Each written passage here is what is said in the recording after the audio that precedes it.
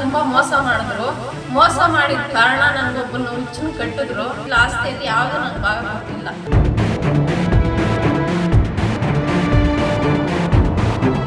ಆಸ್ತಿ ವಿಚಾರಕ್ಕೆ ಸಂಬಂಧಿಸಿದಂತೆ ತಂದೆಯೇ ಮಗಳ ಮೇಲೆ ಹಲ್ಲೆ ನಡೆಸಿದ ಆರೋಪ ಚಿಕ್ಕಬಳ್ಳಾಪುರ ಜಿಲ್ಲೆ ದೇವನಹಳ್ಳಿಯಲ್ಲಿ ಕೇಳಿ ಬಂದಿದೆ. ತವರು ಮನೆಗೆ ಬಂದಿದ್ದ ಮಹಿಳೆಯೊಬ್ಬರ ಮೇಲೆ ತಂದೆ ಸೇರಿದಂತೆ ಕುಟುಂಬಸ್ಥರು ಮಾರಕಾಸ್ತ್ರಗಳಿಂದ ಹಲ್ಲೆ ಮಾಡಿದ್ದಾರೆ ಎಂಬ ಆರೋಪ ಕೇಳಿ ಬಂದಿದೆ. ಹೌದು, ಬೆಂಗಳೂರು ಗ್ರಾಮಾಂತರ ಜಿಲ್ಲೆಯ ದೇವನಹಳ್ಳಿ ತಾಲೂಕಿನ ಬಚ್ಚಹಳ್ಳಿ ಗ್ರಾಮದಲ್ಲಿ ಘಟನೆ ನಡೆದಿದೆ. ಲಕ್ಷ್ಮಮ್ಮ ಹಲ್ಲೆಗೆ ಒಳಗಾದ ಮಹಿಳೆ. ಗಂಡನಿಂದ ದೂರವಾಗಿ ಇಬ್ಬರು ಮಕ್ಕಳೊಂದಿಗೆ ತವರು ಮನೆ ಸೇರಿದ ಲಕ್ಷ್ಮಮ್ಮ ಹಲವು ವರ್ಷಗಳಿಂದ ಮನೆಯ ಕಾಂಪೌಂಡ್ ನಲ್ಲಿಯೇ ವಾಸಿಸುತ್ತಿದ್ರು ಎನ್ನಲಾಗಿದೆ. ಮನೆಯೊಳಗೆ ಸೇರಿಸದ ಹಿನ್ನೆಲೆಯಲ್ಲಿ ಆಸ್ತಿಯಲ್ಲಿ ಪಾಲು ಕೇಳಿದ ಲಕ್ಷ್ಮಮ್ಮ ಮೇಲೆ ತಂದೆ ಮುನಿಚನ್ನಪ್ಪ, ತಮ್ಮ ಮಾರಪ್ಪ ಹಾಗೂ ತಮ್ಮನ ಪತ್ನಿ ಅಶ್ವಿನಿ ಹಲ್ಲೆ ಮಾಡಿದ್ದಾರೆ ಎಂದು ಆರೋಪಿಸಲಾಗಿದೆ. ಕೆಲವು ವರ್ಷಗಳ ಹಿಂದೆ ಮಾನಸಿಕ ಅಸ್ವಸ್ಥ ವ್ಯಕ್ತಿಯೊಂದಿಗೆ ಮದುವೆ ಮಾಡಲಾಗಿತ್ತು. ಆತನೊಂದಿಗೆ ಜೀವನ ನಡೆಸಲು ಸಾಧ್ಯವಾಗದೆ ತವರು ಮನೆಗೆ ಬಂದಿದ್ದಾಗಿ ಲಕ್ಷ್ಮಮ್ಮ ಆರೋಪಿಸಿದ್ದಾರೆ. ಕಳೆದ 4 ತಿಂಗಳಿಂದ ಮನೆಯ ಕಾಂಪೌಂಡ್ ನಲ್ಲಿಯೇ ಅಡುಗೆ ಮಾಡಿಕೊಂಡು ಜೀವನ ನಡೆಸುತ್ತಿದ್ದ ಲಕ್ಷ್ಮಮ್ಮ ಆಸ್ತಿ ಪಾಲು ಕೇಳಿದಕ್ಕೆ ಕುಟುಂಬಸ್ಥರು ರೊಚ್ಚಿಗೆದ್ದು ಹಲ್ಲೆ ನಡೆಸಿದ್ದಾರೆ ಎಂದು ದೂರಿದ್ದಾರೆ. ಇನ್ನು ಹಲ್ಲೆ ನಡೆದ ದೃಶ್ಯ ಮೊಬೈಲ್ ನಲ್ಲಿ ಸೆರೆಯಾಗಿದೆ. ಈ ಸಂಬಂಧ ವಿಶ್ವನಾಥಪುರ ಪೊಲೀಸ್ ಠಾಣೆಯಲ್ಲಿ ದೂರು ದಾಖಲಾಗಿದ್ದು ಪೊಲೀಸರು ತನಿಖೆ ಮುಂದುವರಿಸಿದ್ದಾರೆ. ತಂದೆ ಹಾಗೂ ಕುಟುಂಬಸ್ಥರ ವಿರುದ್ಧ ಲಕ್ಷ್ಮಮ್ಮ ದೂರು ನೀಡಿದ್ದು ಘಟನೆಗೆ ಸಂಬಂಧಿಸಿದ ವಿಡಿಯೋ ಆಧರಿಸಿ ಪೊಲೀಸರು ವಿಚಾರಣೆ ನಡೆಸುತ್ತಿದ್ದಾರೆ. ನಾನು ಲಕ್ಷ್ಮಮ್ಮ ಅಂತ, ಮುನ್ಸಿನಪ್ಪನ 4ನೇ ಮಗಳು. ನಮ್ಮಪ್ಪ ನನಗೆ ತುಂಬಾ ಮೋಸ ಮಾಡಿದ್ರು. ಮೋಸ ಮಾಡಿದ ಕಾರಣ ನನಗೊಬ್ಬನ ಹುಚ್ಚನ್ ಕಟ್ಟಿದ್ರು. ಆತನ ಇವಾಗಿಲ್ಲ, ಎಲ್ಲೋ ಆಶ್ರಮದಲ್ಲಿ ಬಿಟ್ಟಿದ್ದೀನಿ.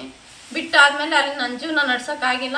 ಫಸ್ಟೇ ನಾನು ಕೇಳಿದ್ರು, ನಿನ್ಗೊಂದು ಮನೆ ಕಟ್ಟಿದ್ದೀನಿ, ಅಲ್ಲಿ ಯಾವತ್ತನ ನೀನು ಬಾಮ್ಮ, ನಿನ್ನ ಮನೆ ನಿನ್ಗಿರ್ತೈತೆ, ಮನೆ ಮಾಡಲ್ಲ ಅಂತ ಹೇಳಿದ್ರು. ಆ ಕಾರಣದಿಂದ ನಾನು ಈ ಊರಿಗೆ ಬಂದಿದ್ದೀನಿ. ನನ್ನ ಮಕ್ಕಳ ಸಮೇತ, ನನ್ನ ಸಂಸಾರ ಸಮೇತ ನಾನು ಬಂದಿದ್ದೀನಿ. ಯಾವುದು ನನಗೆ ಕೊಟ್ಟಿಲ್ಲ, ಆಸ್ತಿಯಲ್ಲಿ ಯಾವುದು ನಂಗೆ ಭಾಗ ಕೊಟ್ಟಿಲ್ಲ. ಕೊಡ್ತೀನಿ ಅಂತ ಹೇಳಿದ್ರು. ಈ ಕಾರಣಕ್ಕೆ ನಾನು ಬಂದಿರೋದು. ಈಗ ನನ್ನ ಎಂಟ್ರಿ ಕೊಟ್ಟಿಲ್ಲ. ಇದುವರೆಗೂ ನನ್ನ ಬಾಕ್ಲಲ್ಲೇ ಬೇಯಿಸ್ಕೊಂಡು ತಿಂತಾ ಇದ್ದೀನಿ. 4-5 ಸಲ ನನ್ನನ್ನು ಅಲ್ಲೇನೂ ಮಾಡಿದ್ರು. ಇವರು ಮುನಿಚಿನ್ನಪ್ಪ, ಮಾರಪ್ಪ, ಅಶ್ವಿನಿ ಅನ್ನೋರು ನನ್ನನ್ನು ಅಲ್ಲೇ ಮಾಡಿದ್ರು.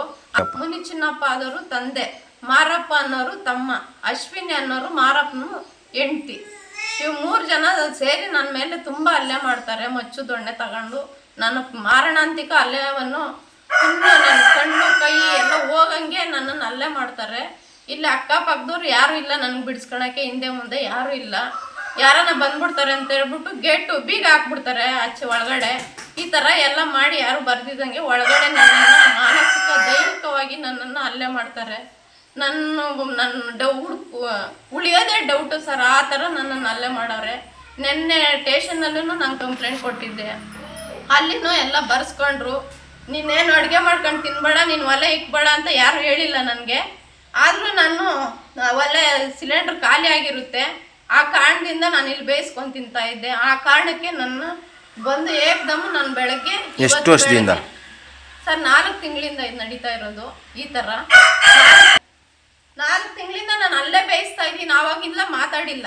ಇವತ್ತು ನೆನ್ನೆಯಿಂದ ನಾನು ಒಲೆಗೆ ನಾನು ಅಲ್ಲಿರಬಾರ್ದು, ನೀನು ಎದ್ದೋಗು, ನೀನು ಯಾವಳು, ನೀನು ನನಗೆ ಹುಟ್ಟೇ ಇಲ್ಲ, ನೀನು ನನ್ನ ಮಗಳೇ ಅಲ್ಲ, ನೀನು ಯಾವಳು, ನಿನ್ನನ್ನು ನಾನು ಸಾಯಿಸಾಕ್ತೀನಿ, ನಿನ್ನ ಬಿಡಲ್ಲ, ಇಲ್ಲೇ ಮಣ್ಣು ಊತಾಕ್ತೀನಿ ನಾನು ಅಂತೆಲ್ಲ ಹೇಳಿ ನನ್ನನ್ನು ಜೀವ ಬೆದರಿಕೆ. ನಾನು ಉಳಿಯೋದೇ ಡೌಟು ಸರ್. ಏನು ಮಾಡ್ತೀರಾ ನನಗೆ ಗೊತ್ತಿಲ್ಲ. ನನಗೆ ನ್ಯಾಯ ಕೊಡೋ ಗಂಟ ನಾನು ಸತ್ರು ಪರವಾಗಿಲ್ಲ, ನಾನು ಇಲ್ಲೇ ಇರ್ತೀನಿ. ನಿಮ್ಮನ್ನ ನಾನು ಕೇಳ್ಕೊತಾ ಇದ್ದೀನಿ ಸರ್. ನಿಮ್ಮ ಹೆಸರು? ನಾನು ಲಕ್ಷ್ಮಮ್ಮ ಅಂತ. ಬಾಂಧವರಿಗೆ ನನಗೆ ಈ ವಿಚಾರ ನಿನ್ನೆ ಒಂದು 20 ದಿನದ ಹಿಂದೆ ನನಗೆ ಗೊತ್ತಾಗಿತ್ತು. ಸೊ ಆವಾಗಿಂದ ನಾನು ಇವ್ರ ಪಾಡಿಗೆ ಇವ್ರು ಏನೋ ಮಾಡ್ಕೊಳ್ತಾರಂತ ನಾನು ಸ್ವಲ್ಪ ಸೈಲೆಂಟ್ ಆದೆ. ಬಟ್ ಅದಾದ ನಂತರ ಏನಾಯಿತು, ನಿನ್ನೆ ನನಗೆ ಕಾಲ್ ಮಾಡಿ, ಮೇಡಮ್ ಬೆಳಗ್ಗೆ 7:00ವರೆಗೆ ನನಗೆ ಫೋನ್ ಬಂತು.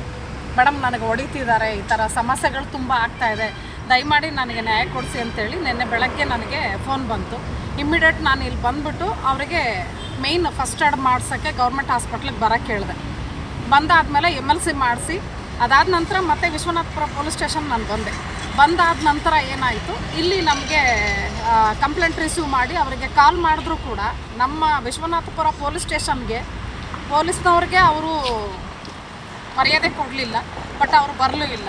ಅದಾದ ನಂತರ ನಾನು ದೊಡ್ಡಬಳ್ಳಾಪುರದಿಂದ ನನಗೆ ಪಂಕಜ ಮೇಡಮ್ ಫೋನ್ ಮಾಡಿ ಆದಮೇಲೆ ಅಲ್ಲೂ ಹೋದಾಗ ಇವ್ರಿಗೂ ಸಮಸ್ಯೆ ಆಗ್ದಂಗೆ ಅವ್ರಿಗೂ ಸಮಸ್ಯೆ ಆಗ್ದಂಗೆ ಇಬ್ಬರಿಗೂ ಕೌನ್ಸಿಲಿಂಗ್ ಮಾಡಿ ಅದಾದ ನಂತರ ಇಬ್ಬರ ಹತ್ರನೂ ಸ್ಟೇಟ್ಮೆಂಟ್ ತೊಗೊಂಡು ಅವ್ರಿಗೂ ನೀವು ತೊಂದರೆ ಮಾಡಬಾರ್ದು, ಮತ್ತು ನೀವು ಇವ್ರಿಗೂ ತೊಂದರೆ ಮಾಡಬಾರ್ದು. ನಾಳೆ ದಿನ ನಿಮ್ಮಿಬ್ಬರಲ್ಲಿ ಯಾರೇ ತೊಂದರೆಗಳು ಮಾಡಿದ್ರೂ ಕೂಡ ನಿಮ್ಮ ಮೇಲೆ ಆ್ಯಕ್ಷನ್ ತೊಗೋಬೇಕಾಗತ್ತೆ ಅಂತೇಳಿ ನಮ್ಮ ಮಹಿಳಾ ಪೊಲೀಸ್ ಠಾಣೆಯಲ್ಲಿ ಪಂಕಜ ಮೇಡಮ್ ಹೇಳಿ ಕಳಿಸಿದ್ದಾದ ನಂತರ ನಿನ್ನೆ ಸಂಜೆ ಮನೆಗೆ ಬಂದಾಗ ಒಂದು ಸುಮಾರು 7 ಗಂಟೆ ಟೈಮಿಂದನೂ ಕೂಡ ಇವರಿಗೆ ಸಣ್ಣ ಪುಟ್ಟ ಮಾತುಗಳನ್ನ ಆಡ್ಕೊಂಡು ಗಲಾಟೆಗಳು ಮಾಡ್ತಾ ಇದ್ದಾರೆ. ಆದರೂ ಇವರು ಲಕ್ಷ್ಮಮ್ಮ ಅವರು ಏನು ಮಾತಾಡದೆ ಸುಮ್ಮನಾಗಿದ್ದಾರೆ.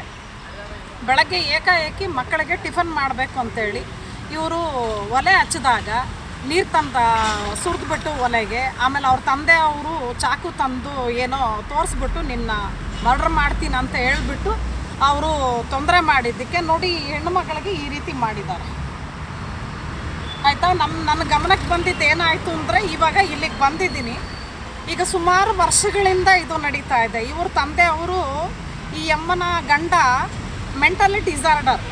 ಇವರ ಆಸ್ತಿಗೋಸ್ಕರ ಇವ್ರು ಏನು ಮಾಡಿದ್ದಾರೆ, ಈ ಅಮ್ಮನ ಜೀವನ ಹಾಳು ಮಾಡಿ ಕೊನೆಗೆ ಈ ಅಮ್ಮನ ಹೆಸರಲ್ಲಿ ಒಂದು ಅರ್ಧ ಸೈಟ್ ಇದ್ದಿದ್ದು ಅವ್ರ ಯಜಮಾನ್ರ ಹೆಸರಲ್ಲಿ, ಅದನ್ನು ಈ ಅಮ್ಮನ ಕರ್ಕೊಂಡೋಗಿ ಅವ್ರ ತಂದೆ ಅವರು ಮಾರಿಸ್ಬಿಟ್ಟು ಆ ದುಡ್ಡನ್ನು ತಂದು ಕೊನೆಗೆ ಅವರು ಮನೆ ಕಟ್ಕೊಂಡು ಎಲ್ಲ ವ್ಯವಸ್ಥೆಗಳು ಮಾಡ್ಕೊಂಡಿದ್ದಾರೆ.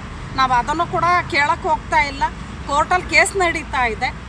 ಈಗ ಅದು ಕೋರ್ಟಲ್ಲಿ ಕೇಸ್ ಏನು ಡಿಸೈಡ್ ಆಗುತ್ತೆ ಅದರ ಮೇಲೆ ಡಿಪೆಂಡ್ ಆಗುತ್ತೆ. ಬಟ್ ಅದಕ್ಕೂ ಕೇಳ್ತಾ ಇಲ್ಲ. ಇವ್ರ ಹೆಸರು ಬಾಬು ಅಂತೇಳಿ, ಇವರು ಅವರ ಈ ಅಮ್ಮನ ಅಣ್ಣ. ಇವ್ರಿಗೂ ಕೂಡ ಯಾವುದೇ ರೀತಿ ಒಂದು ತಂದೆ ತಾಯಿ ಅಂತ ಅವ್ರಿಗೆ ಸ್ಪಂದಿಸ್ತೇನೆ, ಒಂದು ಯಾವುದೇ ರೀತಿ ಮಕ್ಕಳಾದವ್ರಿಗೆ ಒಂದು ಯಾವುದೇ ರೀತಿ ಅವ್ರ ಭಾವನೆಗೆ ಸ್ಪಂದಿಸ್ತೇನೆ. ಕೊನೆಗೆ ಅವ್ರಿಗೇನು ಬೇಕು ಬೇಡ ಎಲ್ಲ ನೋಡ್ತೇನೆ. ಇವ್ರ ಪಾಡಿಗೆ ಇವರು ಚಿಕ್ಕ ಹುಡುಗನ ಒಂದು ಮಾತನ್ನು ಕೇಳಿಕೊಂಡು ಅವರ ಸೊಸೆ ಅಶ್ವಿನಿ ಆಯಮ್ಮ ಕೂಡ ಇವರಿಗೆಲ್ಲ ಪ್ರತಿ ಸಾರಿನೂ ಕೂಡ ತೊಂದರೆಗಳು ಕೊಟ್ಕೊಂಡು ಹೊಡ್ಕೊಂಡು, ಮನೆ ಹೆಣ್ಣುಮಗಳಾದವಳು ಮನೆಯಲ್ಲಿ ಯಾರೇ ಸಮಸ್ಯೆಗಳು ಮಾಡ್ಕೊಂಡು ಬಂದರೂ ಕೂಡ ಆಕೆ ಸ್ಪಂದಿಸ್ಬೇಕು. ಅದು ಅವರಲ್ಲಿ ಇಲ್ಲ.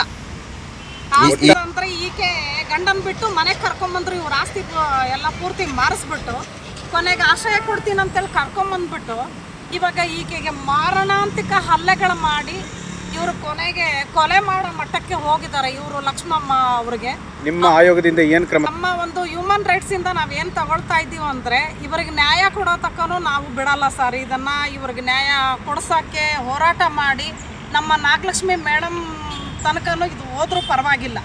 ಈ ಹೆಣ್ಮಗಳಿಗೆ ಒಂದು ನ್ಯಾಯ ಸಿಗಬೇಕು ಅಂತೇಳಿ ನಾನು ಇವ್ರ ಪರವಾಗಿ ನಿಂತ್ಕೊಳ್ತೀನಿ. ನನ್ನ ಜೊತೆ ಇನ್ನೂ 16 ಹೆಣ್ಣು ಮಕ್ಕಳನ್ನು ಕೂಡ ಕರ್ಕೊಂಡು ಬರ್ತೀನಿ.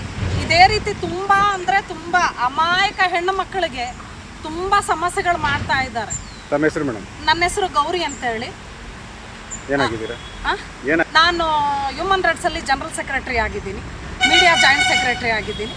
ದಯಮಾಡಿ ನಮ್ಮ ಮಾಧ್ಯಮ ಮಿತ್ರರಿಗೆ